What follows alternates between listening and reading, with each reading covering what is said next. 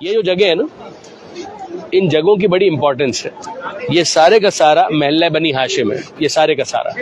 یعنی یہ آپ سمجھ لیجئے کہ صفا اور مروہ سے جو باہر آپ نکلے تو یہ سارے کا سارا محلہ بنی ہاشم.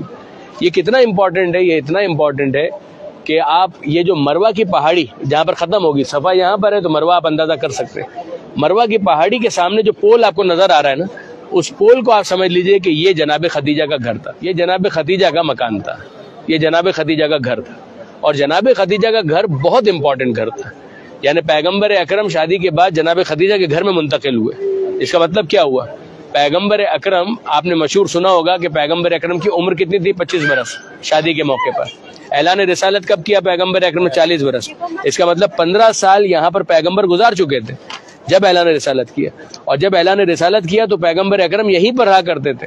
غار ہرا میں آپ نے سنا کہ پہلی وحی نازل ہوئی، اور پہلی وحی جب نازل ہوئی تو پیغمبر اکرم پھر اس کے بعد آئے. کہاں پر آئے؟ جناب خدیجہ کے گھر پر، اسی بیت خدیجہ جس کو کہا جاتا ہے. یہاں پر آ کر پیغمبر اکرم نے کہا کہ خدیجہ مجھے کمبل اڑا دو، میں کپ کپی سی محسوس کر رہا ہوں. جناب خدیجہ نے کمبل اڑا دیا.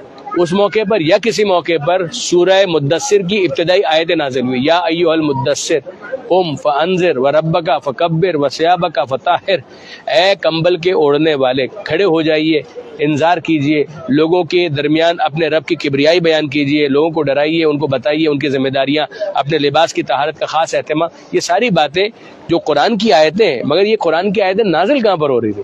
یہ ساری آیتیں یہاں پر نازل ہو رہی تھی.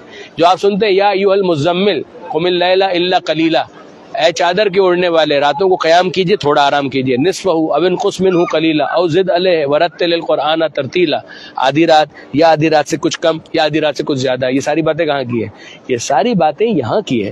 جو پیغمبر اکرم کے شب کے قیام کو خدا بہت زیادہ گلوریفائی کرتا ہے، اپریشیٹ کرتا ہے، وہ قیام باللیل ادھر ہی ہو رہا تھا، سارے ادھر چیزیں ہو رہی تھی. تو یہ مکان اس اعتبار سے بہت امپورٹنٹ مکان تھا.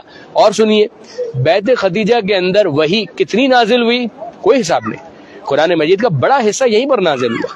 اسی طریقے سے مولد فاطمہ جناب سیدہ سلام اللہ علیہ کی ولادت، شہزادی کی ولادت کہاں پر ہوئی؟ شہزادی کی ولادت یہیں پر ہوئی ہے. اسی گھر میں جناب خدیجہ کے گھر میں جناب سیدہ اس دنیا میں تشریف لائیں. اسی لیے اس گھر کے اندر جب تک وہ سلامت تھا یہ ساری چیزیں نمایاں کی گئی تھی. قبۃ الوحی ایک قبہ تھا جو بتاتا تھا کہ یہاں پر کئی مرتبہ وحی نازل ہوئی. مولد فاطمہ کی نشانی موجود تھی. اسی طریقے سے اور بھی آپ سنیں گے کہ جب پیغمبر اکرم ہجرت کے لیے روانہ ہوئے تو شب ہجرت کا پورا واقعہ آپ نے کتنی مرتبہ سنا کہ پیغمبر اکرم نے مولا کائنات کو اپنے بستر پر لٹایا اور پھر کہا کہ تم یہاں پر سو جاؤ، میں جا رہا ہوں. تو وہ سارا واقعہ کہاں کا ہے؟ وہ یہیں کا واقعہ ہے.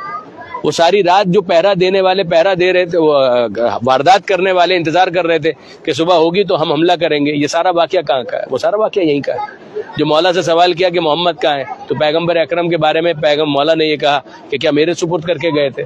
یہ سوال کا جواب سن کر وہ لوگ یہاں سے روانہ ہوئے اور پھر چیز کیا. یہ سارے واقعات اسی جگہ کے.